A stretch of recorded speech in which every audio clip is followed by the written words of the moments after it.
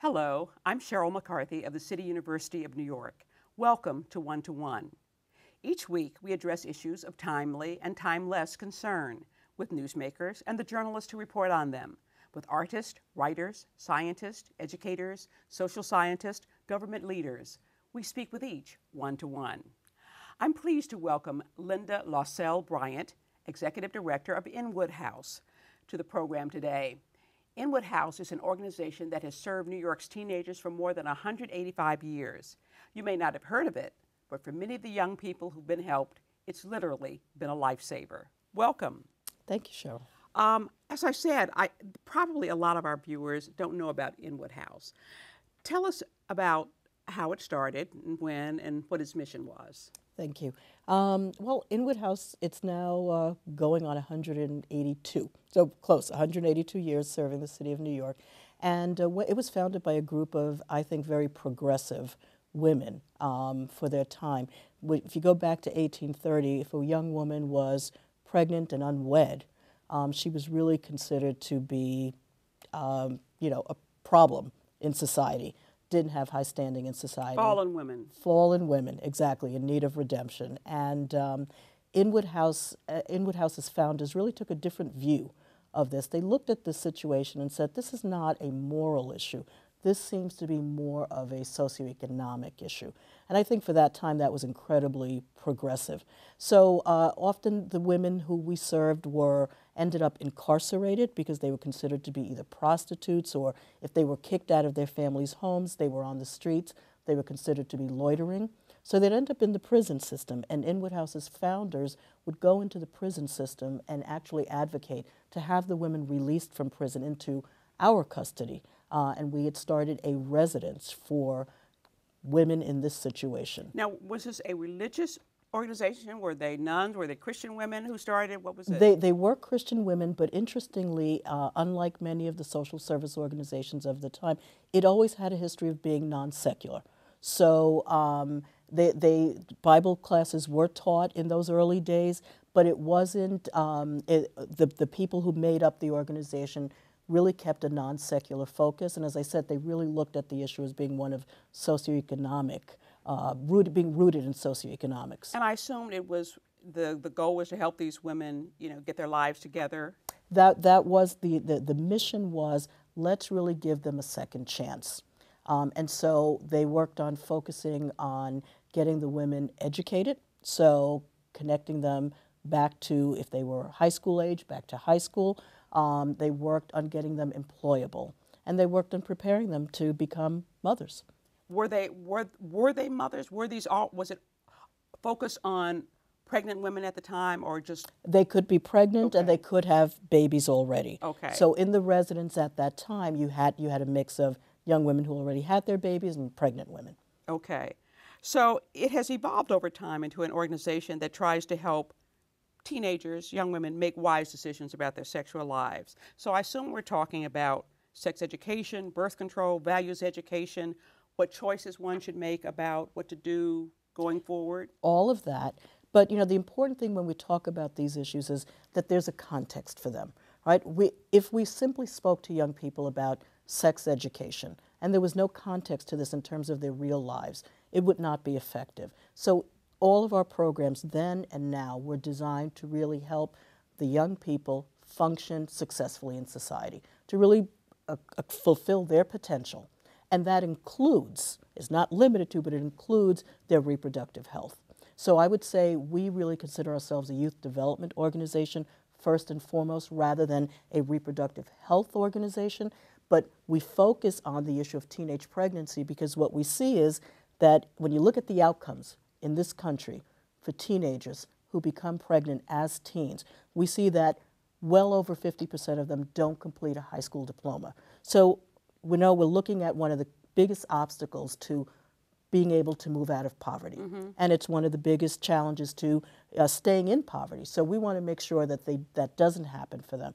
So we're really focusing on managing all aspects of their lives, but making sure that that if they don't manage their reproductive lives well, that doesn't end up interfering with all of their chances in life. Describe your clientele and how they get to you. Okay, so I would say for the last easily 40, 50 years, we have been serving young women in New York City's foster care system. So they could be anywhere between the ages of 12 and 21. Fortunately, 12, 13 is a rare occurrence, not as rare as we would like it to be, but rare. And our average young woman is about 16 and a half or 17 years old. She's coming out of New York City's foster care system. She's in foster care. She may be runaway or homeless, formerly from the foster care system and now living on the streets, or she might have gotten involved in the juvenile justice system and may be adjudicated at this time. And so those are the systems that they come to us from.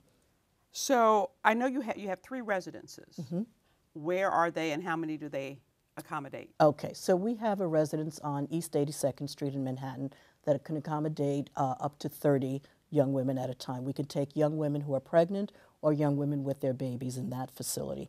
We have another in the Bronx where we can accommodate up to 10 young women and 2 babies, and we have a smaller one in Queens where we can take 3 young moms and their babies. Because I know it's often an issue, a girl gets pregnant and there's all kinds of conflict with, you know, her parents and maybe the parents of the father, and, you know, eventually, you know, she gets kicked out, or she wants to get out. And I was wondering if there was any place in New York for her to go. So you have residences like yours, right, and they're also foster homes for that's correct, young women. And that's part of our continuum of services. We really look at ourselves as addressing all aspects of teenage pregnancy. So first and foremost, we are trying to prevent teenage pregnancy, and we have a program we call Teen Choice operating in some of New York City's public schools, and in our ideal world, they would be operating in all of New York City's public schools, middle schools and high schools, where we're really teaching comprehensive sexuality education, but more importantly, decision-making skills, and navigating all of the issues that surround the issue of sexuality. Sex is about so much more than sex when we're talking about young people who are growing up and trying to figure out who they are in life. We also do have, in addition to our residential programs for young women who are pregnant or parenting, we license foster homes for for these young women so that they will have a family setting that can help raise them as they raise their children. Teenage girls who are pregnant, is that going up or is it going down in New York City? Great question. The recent statistics show that it's beginning to come down again. It had been on a decline for some time. There was a blip and it went up again from, I think it was 2006. However, when you look at the rate of teenage pregnancy in New York City, 8,000 girls, teenage girls, give birth to babies in New York City every year. Now that's a number that when I look at it, I think, how could this happen in the city of New York? We have some of the best youth development organizations. Teenagers know more about sex these days than they used to, but are they more enlightened about it than they used to be? That's a great question. I think as much as they are exposed to issues of sex and sexuality through the media, through the internet, through the music they listen to, and popular culture, I don't think they're more informed than teenagers ever were. Because what we're talking about is who teenagers are developmentally. Okay, so you're talking about someone who's an emerging adult but not yet an adult. They literally are, you know, in that gap between being children and being adults. And that pathway in between the two is fraught with a lot of challenges. So sometimes because they think they know more than they do, they may act without having all of the information. That could be part of it. And some of the reasons why they don't have that information could be cultural, it could be familial. This is a conversation that most families have difficulty having with their children. I'm a mom. I think it's a universal tension, like, you know, no one wants to think about their child in a sexual way or think of their child as a sexual being. So parents have difficulty talking about it. And then we really have to look at, are we having this conversation in the schools? And as you know, up until literally recently, where the Bloomberg administration has mandated now sex education in the schools, this was something that was not happening. Right. So they weren't necessarily getting that consistently anywhere in schools. Right. Right. So you're not getting the accurate information. But again, it's not just accurate information. Information has to be put in a context. Young people have to understand it at their level. Right. Right? And they also, even though you have the information, you have to know how to use that information when you're in a situation. Right. Right. And that's the part that really has a lot to do with development. So if you're 15 years old and a boy is interested in you, well, it's probably normal that you are glad that the boy is interested in you. That doesn't mean you want to have sex, and it certainly doesn't mean you want to become pregnant. Right. So what goes wrong? What can go wrong in that situation? This young woman would have to know how to say no and still at the same time, save face. Right. Those are skills, those are relationship skills that they need to learn how to develop. Right. We're going to take a break so that you can get some water. Okay, thank you. And then we'll be back with Linda Lausell Bryant, Executive Director of Inwood House, after the following message.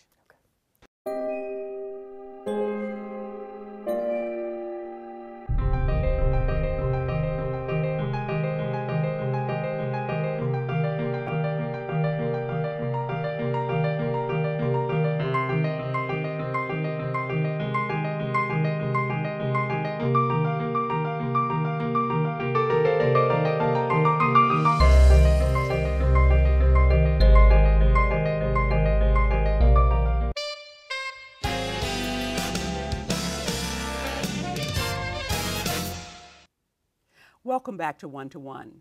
I'm Sheryl McCarthy of the City University of New York, and I'm talking with Linda Lausell Bryant, Executive Director of Inwood House. So in New York City, is the number of pregnant teenagers going up, going down? What's it doing? Okay. Most recently, the statistics show that it's beginning to come down, and that's the good news.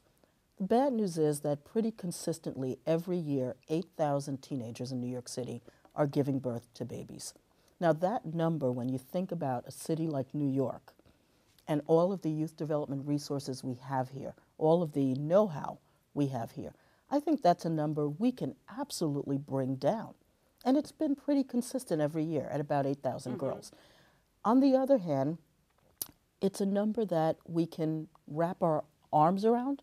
It's not 8 million, right, but it's still too high given everything we collectively know in the city of New York about how to help young people develop in a more healthy way, and all of the resources we do have here from a health perspective, our school system, we can do better. Right. Now we know that young people have a lot more information about sex these days, the internet and et al., but are they more enlightened about it, do you think?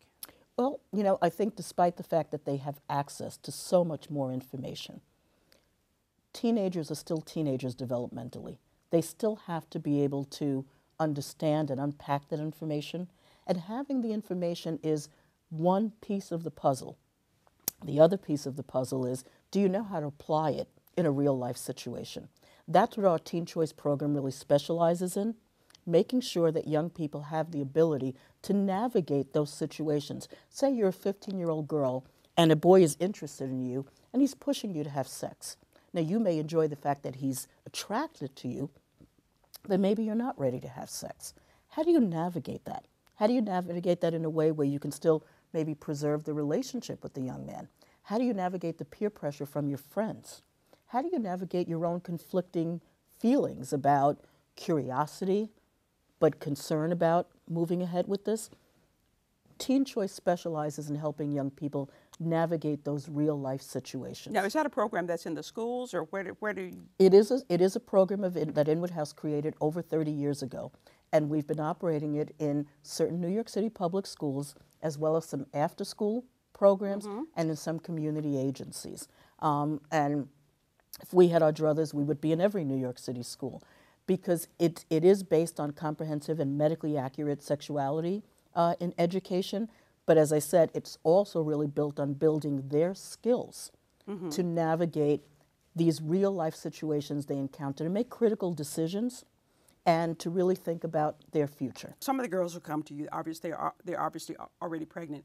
Do you discuss the whole range of options? I mean, is adoption one? Is abortion one? I mean, do you discuss the whole range of options, or are your options prescribed? At Inwood House's policy is to make sure that every young woman we work with is aware of every option she has under New York state law.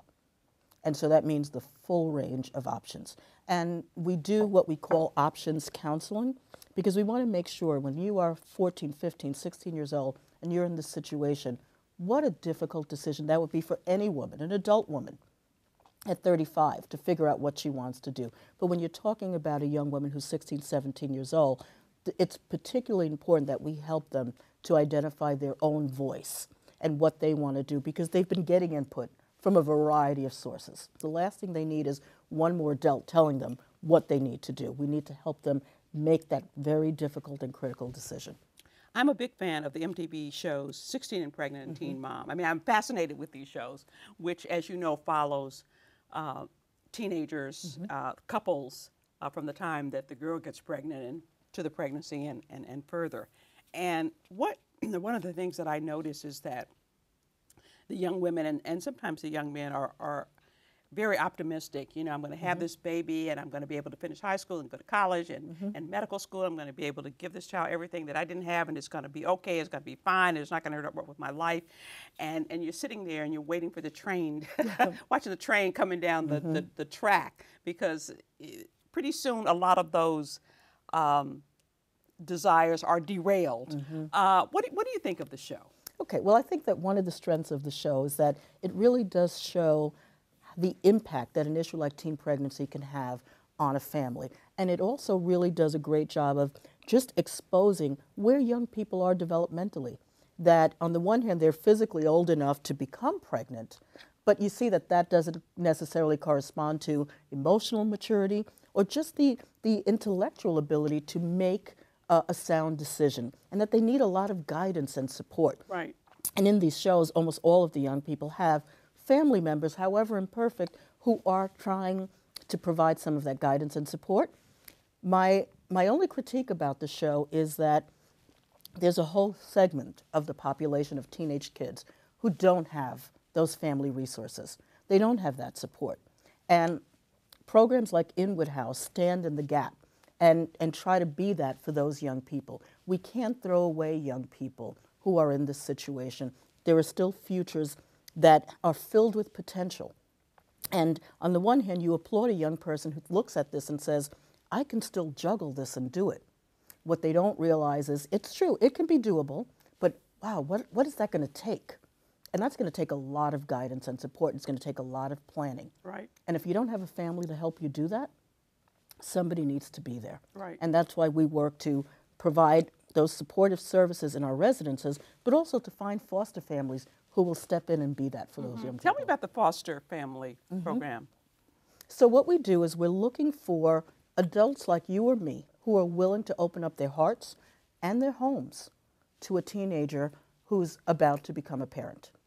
And we want that foster parent to parent the teenager. Even though we look at a young person and we're like, well, you're grown. They're not grown yet. They still need parenting. They still need love and support and guidance. We don't want the foster parent to parent the baby. Be a grandparent to the baby and be a parent to the teenager. And so the City of New York provides a subsidy for people who will take in a young person into their home. But what we're really looking for is people who will make a lifetime commitment, like this is your child. From here on out. From here on out. When checks stop coming, when the young person ages out of the foster care system, the love shouldn't stop coming, and the support shouldn't stop coming. Now you have a scholarship fund as well? We do, set up by one of our former trustees.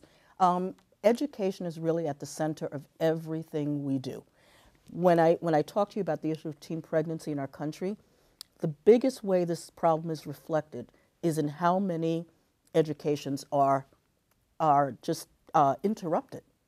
And young women never go back and get that high school diploma. And without that, we know that their choices become extremely limited. Choices for post-secondary education, choices for career success. So we feel like it's really important to get them reconnected and on an educational pathway, making sure that they get that high school diploma. That's the first step. And then we can help them move on to post-secondary ed. The girls who come to you, do most of them wind up keeping their babies as opposed to giving them up for adoption? Do most of them wind up staying with the fathers of the babies, or? Okay, great questions. Most of the young women opt to keep their babies. And I suspect that's often because we're talking about young women who are in the foster care system who have histories of being removed from their families. So one of the wounds they carry emotionally is this hunger for family. And for many of the young women, consciously or not, it's a desire to create the family they don't have and to have unconditional love. So the idea of separating from this baby when they know what it feels like to be separated from family is very difficult emotionally.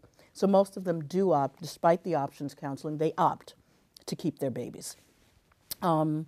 I'm sorry, the second part of your question was... Was if they, do they stay with the fathers? You know, most of the fathers of the babies are kids who are boys who are 2 to 3 years older than the young women. So they're teens themselves, they're young men themselves.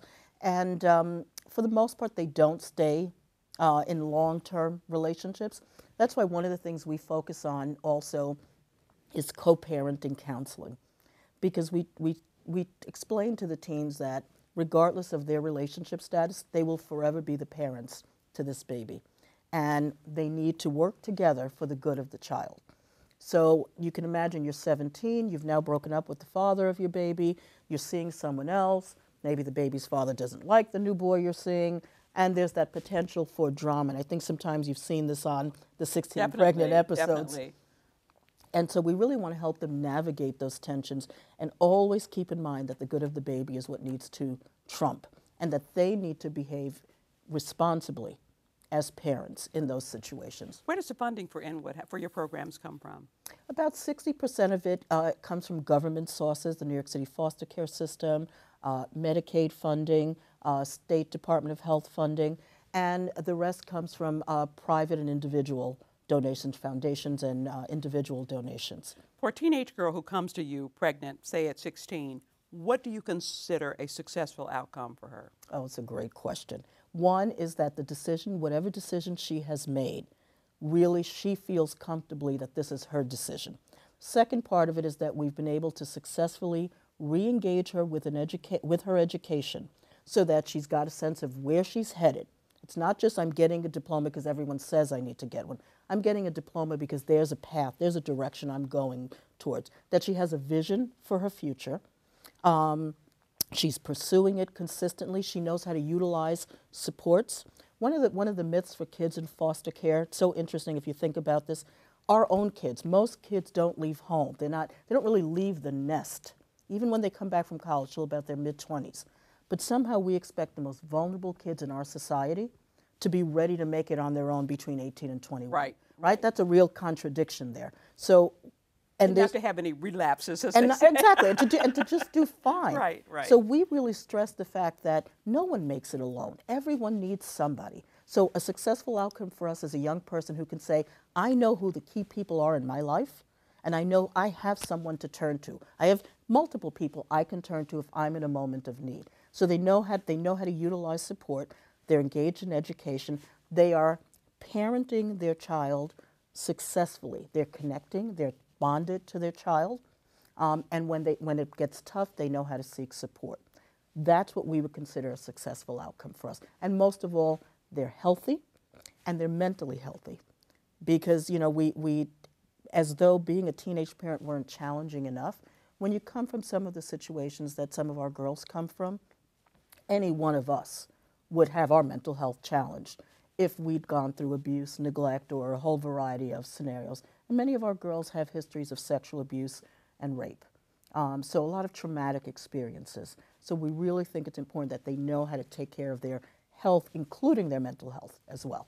What have you learned from the young women that you've worked with? Oh my goodness. I think they are some of the most resilient people and the strongest and most determined people I have ever met. They don't give up. They don't give up. They are determined to make a better life for themselves and their babies. And when you meet that determination with the proper support and you give them a hand, not a handout, but a hand, and you help them to do that, then many things are possible for them. We have about a minute left. What are your goals going forward? Going forward, you know, one of the things that I'm most concerned about, I love what we do at Inwood House. We literally help girls and young people every day to transform their lives. But I want us to also transform us as a city and us as a society so that all of us are invested in our kids. that we all take that collective responsibility. There's no excuse in a country like ours for any child to be thrown away, for any child's potential and any child's future to be written off. And for all of the good causes there are, charitable causes, I really hope that we can prioritize the needs of our most vulnerable kids. So my passion and my goals are to make sure that our work serves as an example to influence policies across this country so that we can have a nation that really supports kids better. Well, it's certainly challenging and rewarding work, I would think. Indeed, indeed. We're out of time. I want to thank Linda Lausell Bryant, Executive Director of Inwood House, for joining me. If you'd like more information about the organization's work, go to its website at inwoodhouse.com. For the City University of New York and One to One, I'm Sheryl McCarthy.